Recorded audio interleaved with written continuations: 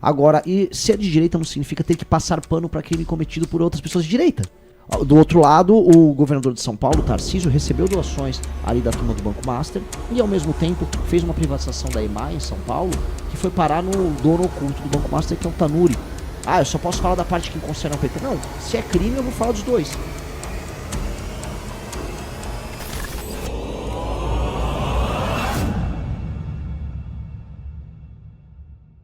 Né, a elite do Maranhão é a pior elite que tem. Então, o problema do Maranhão é outro, um problema essencialmente político.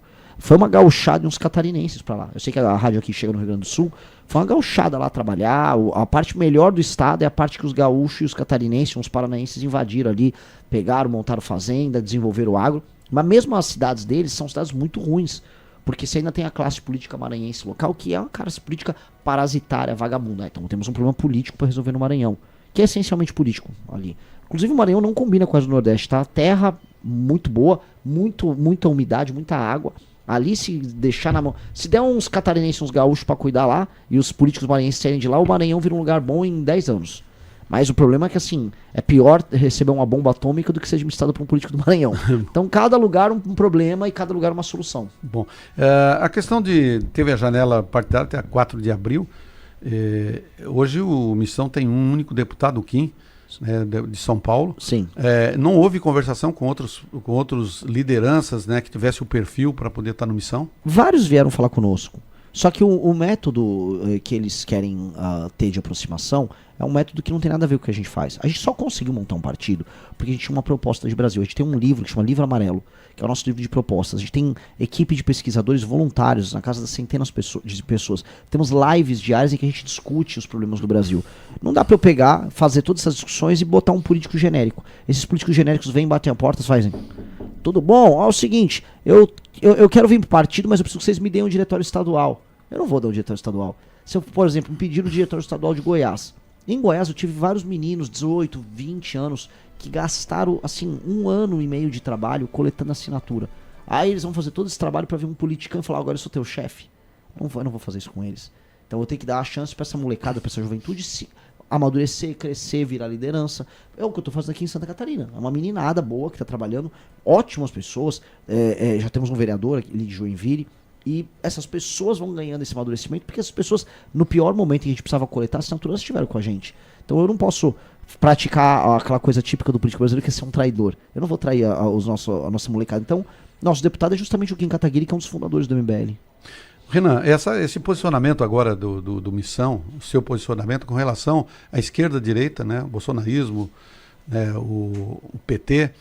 Esse seu posicionamento, que não é centro-direita, qual é o posicionamento do partido hoje? Porque a gente começa a enxergar que dentro dessa estrutura existe aí né, o PL puxando na extrema-direita, o PT puxando na extrema-esquerda, tem um pessoal do centro. Onde está a posição do Missão? O Missão, se você olhar, vamos dizer, do ponto de vista clássico, né, de acordo com a literatura política, é um partido de direita. Defendemos lei e ordem, defendemos a ideia de soberania nacional, a ideia de perspectiva de um povo que tem uma história, defendemos o legado histórico que o Brasil tem, a história própria nossa, defendemos que o empreendedor, a pessoa que trabalha e produz, ela tem que ser protegida, e nós achamos que a riqueza ela é produzida majoritariamente através da iniciativa privada, do trabalho das pessoas e não através do Estado. Isso nos coloca à direita. Ponto, beleza. Agora, e ser de direita não significa ter que passar pano para crime cometido por outras pessoas de direita. Então, quando eu vejo uma pessoa de direita cometendo um crime, eu vou falar que isso é errado. Agora, as pessoas dizem que eu viro um comunista por falar isso. Então, quando você pega escândalos de corrupção, como os casos do Banco Master, que resvalam no PT, mas resvalam também na turma do governo Bolsonaro, ou em governadores ligados ao Bolsonaro, aí não, você não pode falar. Por exemplo, o Ratinho está envolvido no escândalo do Banco Master. Eu falo abertamente, se ele quiser me processar, processou pessoas do nosso grupo no Paraná. Pegaram já as relações já dele e do pai dele com o escândalo. Entendeu? Aí ele vai ter que se virar ali. Do outro lado, o governador de São Paulo, Tarcísio, recebeu doações ali da turma do Banco Master e, ao mesmo tempo, fez uma privatização da EMAI em São Paulo, que foi parar no dono oculto do Banco Master, que é o Tanuri, que usou a EMAI, que era uma empresa pública, após ser privatizada, para emitir debêntures para comprar título de empresas ligadas ao Banco Master, título podre. Então, poxa, eu não vou falar? Não posso falar isso só porque eles são de direita? Ah, eu só posso falar da parte que concerne ao PT. Não, se é crime eu vou falar dos dois. Só que no Brasil tem essa mania que as pessoas têm que ficar escolhendo um time o tempo todo e não abordam o problema. Aí vira aquela coisa do eu ataco o sistema, mas meio sistema. Ó, eu ataco só a parte que fala do PT. Não, agora eu só ataco a parte que fala do Bolsonaro. Pô, vamos falar de todo mundo. O crime é uma coisa objetivamente errada. Bom, nesse posicionamento, teve algum partido que procurou para poder estar em parte de coligação? Ou não teve ainda, assim, ou vai ter? Agora, começaram a vir sondar a gente. Especialmente depois da pesquisa Atlas, que teve uma pesquisa que saiu agora em março, que me colocava em terceiro. Depois dessa pesquisa, aí... Né, mas eu realmente não sei o que os partidos querem, né? Eu não sei se eles realmente entendem qual é a nossa proposta para o Brasil. Muita gente acha que essas coisas são um jogo, que eu tô fingindo, que eu tô falando coisas para ganhar o público, que eu tenho uma boa estratégia. Eu não acho que eu tenho uma boa estratégia, eu só tô falando o que eu acho, que é o que as propostas nossas defendem. Só isso, eu não tenho muito... ver um cara do Centrão, né? Não vou falar o nome, né? Eu não vou ser deselegante. Não, tá ótima estratégia aí, você é um maluco, hein? O problema é acreditar de verdade nisso que você tá falando. Eu falei, pô, mas eu acredito, né? O cara achou que eu tava com um plano, isso aqui é uma estratégia. Não tem estratégia nenhuma. Tá falando da realidade. Tô falando a realidade. Por exemplo, eu fui no Maranhão, aí eu ia nas rádios, igual eu vim aqui. Aí falavam, mas e aí, o Maranhão, o que você tá achando? Eu falei, tá achando muito ruim. Tô achando que as estradas são horríveis, tô achando que os políticos aqui são terríveis, tô achando que a população vende voto pro político. Pô, aí perguntava, mas e aí, o que você vai fazer sobre isso? Se você é um cidadão aqui do Maranhão que tá vendendo voto político, eu vou prender você. Se você é um político que tá comprando, você também tem que ser preso. Um vai ficar preso 10 anos, outro 20. Pô, de acordo com os manuais de política, isso é um suicídio. Só que as pessoas concordavam. Aí vieram esses políticos, gostei da estratégia. Eu falei, não é estratégia, eu realmente quero prender a pessoa que vendeu o voto. Não tem estratégia nenhuma. Eu tô falando o que eu acho. Bom, você falou da Atlas aqui, eu tenho aqui a pesquisa, em vários dos cenários construídos, que você fica em terceiro, né? Uhum. Só um cenário que você não fica é quando, se é o segundo, o terceiro, o quarto, deixa eu ver, o primeiro, o segundo, o terceiro, é quando entra... o Tarcísio. Isso. Mas é um cenário que não vai acontecer, né? Então, desses 5 aqui, você aparece todo ele em terceiro. Entre 4,5% e 5%, 5 e alguma coisa também, 4,6% e aí por diante. Isso, depois olhando um pouquinho mais a pesquisa, fui dar uma olhada, tem um público numa faixa de idade dos 16 anos até os 25 anos, aqui você tem um número altíssimo, né, relacionado aos demais pré-candidatos que estão na frente lá, no caso do Lula e do Flávio Bolsonaro.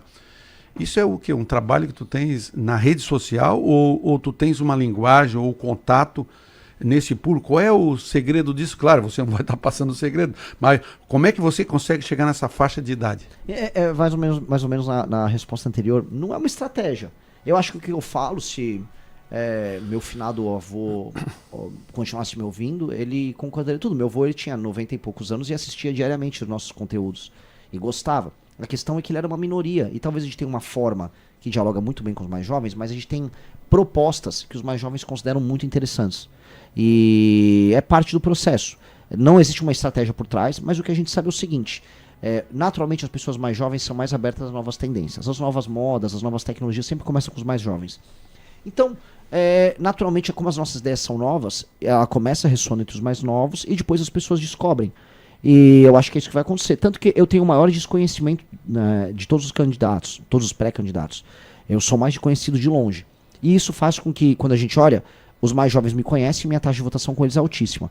E já minha taxa de votação entre os mais velhos é bem menor, porque eu sou o desconhecido. No momento que eu fico conhecido, eu ajusto essa taxa. E aí eu cresço muito. Só para ter uma noção dos números aqui, na faixa de idade dos 16 aos 24 anos, tu chega com 24,7. Uhum. E na faixa de 25 a 34, tu chega com 7,4. E depois vai caindo. Exato. Né? De 35 a 44, tu fica com 1,4. Então, somando aí dos 16 aos 44 anos, tu tens assim uma fatia razoável, bem menor, né, entre 35 e 44 anos. Eu observei também o seu público, né? O masculino muito é mais forte do que o feminino, né? E o outro fato que me chamou a atenção, também dentro da religião, do evangélico, que você tem também um número muito significativo também. Muito mais evangélico do que católico. Pois é, isso é o quê? A sua forma de projetar as ideias, de poder estar compartilhando com as pessoas, fazendo o que você está fazendo agora, indo lá na raiz, discutir os problemas. O que é que isso te leva? Entre os evangélicos, eu acho que, enfim, a família do meu pai, a família dos meus avós paternos, eles eram da congregação cristã. E eu vivi um pouco isso, e eu entendo um pouco o sistema de valores. Eu acho que o meu sistema de valores é muito parecido com o do universo evangélico, especialmente das denominações tradicionais. Né? E eu acho que isso gera uma empatia mútua, e eu abordo os problemas deles de uma maneira que os evangélicos entendem. Outra coisa, eu não fico fazendo populismo também religioso. Eu pessoalmente sou católico, eu não vou ficar fazendo vídeos disso. Eu acho isso fake, eu acho isso uma exploração da fé alheia, eu acho isso desrespeitoso. Então não verão da minha parte isso. Com mulheres, em geral, no Brasil, e eu acho que isso é um problema no Brasil, quem descobre novas tendências de política são mais homens. Isso em vários países do mundo, especialmente a direita. A direita ela é mais masculina do que a esquerda. Mulheres jovens, elas costumam se interessar mais pela esquerda. Então, quando você tem um fenômeno novo à esquerda, você vai ter muita mulher jovem. Gays também, eles entram num fenômeno mais à esquerda. Então, é natural nesse início a gente ter mais um público homem jovem. Conforme eu vou me tornando conhecido, aí você vai ajustando, aí aumenta a proporção de mulher. O que vai acontecer? Eu não vou perder essa proporção alta que eu tenho de homens. Essa pessoa não vai deixar de acompanhar a gente. Agora, com certeza eu vou crescer entre as mulheres. E aí o que a gente está vendo de intenção de votos tende a quase dobrar. Porque, pela pesquisa Atlas que você viu ali, é bizarra a diferença de homem para mulher. Então, eu com certeza vou conquistar um universo eleitoral feminino, conforme eu vou me tornando mais conhecido, e aí minhas intenções de voto vão disparar. Na busca do voto, você já começa a construir as estratégias, né? Para a busca porque tu tem um público que tu não está conhecido, vai procurar ser conhecido, né? Porque a gente vê essa questão das candidaturas, muita movimentação política, no entanto, não decisão. Né? E tu já veio com missão de novembro para cá, já decidido, que é uma coisa que diferencia muito, né? Enquanto tu estás trabalhando numa direção, os outros ainda estão na construção das candidaturas, né? Essa é a beleza de ser uma liderança. Eu sou presidente do partido. Eu fundei um partido e eu sou o presidente do partido. E sou o candidato a presidente do partido. Então, o nosso time já está... É aquela coisa... Desculpa ter te interrompido aqui, é um exemplo muito bom. Um exército pequeno e organizado vence um exército grande e desorganizado. Os 300 de Esparta deram um trabalho para o maior exército do mundo, que era dos persas. Os gregos derrotaram os persas sempre que os persas tendo exércitos maiores. Qual é a lição? A minoria organizada vence a maioria desorganizada. A gente pode até ser menor que os outros partidos, mas a gente é muito organizado. Sendo muito organizado, a gente consegue crescer rápido. Então tem uma diferença de liderança aí. Vamos falar um pouquinho do Estado, né? A gente... de trás aqui, tu falou da sua movimentação no Brasil, né, as suas ideias. Tem aqui um questionamento feito por um ouvinte, e ele faz específico, porque pelo que ele fala aqui, ele deve representar alguma instituição, e a gente vai estar falando sobre a questão do esgoto, do tratamento do esgoto local, de uma das propostas que você tem aí da qualidade de vida para o cidadão. Vamos começar com a questão do Estado, né? Nós temos no estado de Santa Catarina, em algumas cidades, lideranças que você tem acompanhado e está visitando agora, né? E tem também uma candidatura de governador do estado, né? O Siqueira que tem, repetindo o Siqueira. É Marcelo Brigadeiro. Marcelo Brigadeiro. Porque o Siqueira, eu estava...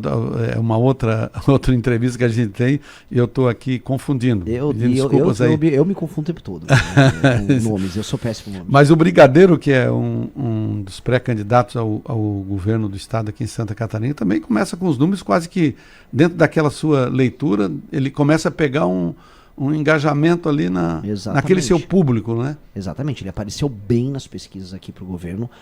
Tem uma pesquisa legal, depois dá até para checar, ela saiu uma pesquisa da Atlas feita em Joinville. Em Joinville eu tô com 13,7 para presidente, ele tá com 12 ponto alguma coisa para governador. Então, nos polos urbanos, realmente as nossas intenções de voto sobem muito. Por isso que, inclusive, fui rodar agora no interior para aumentar nosso conhecimento no interior do estado e também aqui no litoral sul. Né, em rádios, conversar com as pessoas, fazer eventos, fazer encontros, porque isso diminui o nosso desconhecimento junto a um público que não está nesses grandes polos. E o trabalho que a gente está fazendo em Santa Catarina ele é muito bom, porque haviam avisado pra mim assim, Renan, nem adianta ir pra Santa Catarina, que lá todo mundo é Bolsonaro. Assim como me falaram, nem vá pra Alagoas, pro Maranhão, que todo mundo é Lula. Aí eu falei, é pra lá que eu vou. É pra lá que eu vou. Então eu fui pro Maranhão, e aí fui lá, e aí até saiu uma matéria no Metrópolis avisando que o PT tava preocupado que eu tava roubando o eleitorado jovem dele. E agora eu vim pra Santa Catarina e estou fazendo a mesma coisa com o Flávio Bolsonaro. Sabe por quê? Porque a gente tem que tirar as pessoas da ilusão e da ignorância e mostrar para elas que existem alternativas, que os problemas que afligem a vida delas, eles têm soluções objetivas. E não eu tenho que ficar torcendo, eu tô no Maranhão, eu sou Lula pra sempre. Por que ser Lula pra sempre no Maranhão? Quem disse que o Lula é bom pro Maranhão? A vida no Maranhão tá uma desgraça. Tem coisa pior do que viver no Maranhão.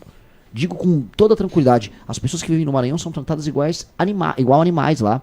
E aqui em Santa Catarina, a vida é muito melhor. A vida é melhor. Só que vocês têm desafios específicos. O Pacto Federativo retira muito dinheiro do catarinense, manda para Brasília e vocês não recebem nada de volta. Quer um exemplo disso? Essa estatística que os nossos pré-candidatos aqui levantaram é assustadora. O valor que Santa Catarina manda para Brasília é 47 vezes maior o que vocês precisam para resolver os gargalos de infraestrutura no estado. Ou seja, todo ano vocês mandam um valor que, se ficasse um valor decente para vocês aqui, estradas, ferrovias, a parte de infraestrutura básica estava resolvida. Só que não, vocês ficam com estradas assim, de mão dupla, estrada esburacada, como eu peguei na região oeste, que não condiz com o tamanho e a pujança do estado de Santa Catarina. Que hoje é um dos estados que está pagando a conta, assim, com força no Brasil. É estado que gera arrecadação, é estado de gente muito trabalhadora. Como resolver isso? Como conciliar isso? Porque aí eu vou para outros estados, eu também vou visitar estados do norte, em que os prefeitos recebem muito dinheiro, não tem nenhum compromisso para a vida das pessoas, mas o dinheiro veio de outro lugar. Veio lá de São Paulo, de onde eu vim, veio lá de Minas, especialmente do sul de Minas, que é muito trabalhador, veio do Paraná, veio daqui de Santa Catarina. Pô, tá errado isso. Quer dizer que quem tá pagando a conta não pode ter estrutura? Não pode, tem que sempre ficar com o estado esburacado? Então, esse entendimento é muito importante. E tem um outro entendimento que é muito importante, a gente precisa colocar aqui. O catarinense não é reconhecido pelo Brasil como parte do Brasil. É tratado só como burro de carga, que tem que trabalhar, pagar imposto, mas quando a gente vai lá pra Copa do Mundo, eles vão mostrar só assim, uma favela no Rio, vai mostrar um pouquinho do Nordeste, vai mostrar um Amazonas. Pra falar de alguém do Sul, eles vão botar, nem vai faltar uma pessoa, vão botar um chimarrão pra falar que é o Rio Grande do Sul. Isso é desrespeitoso. As pessoas daqui são tratadas como brasileiros de segunda categoria, que paga a conta e cala a boca. E eu acho que isso tá errado. Eu acho que o Brasil tem que ter mais a cara do Sul do Brasil. O Brasil tem que parecer com o sulista na hora de ter boas cidades, boa qualidade de vida, sociedade baseada em confiança, um modelo de cooperativa.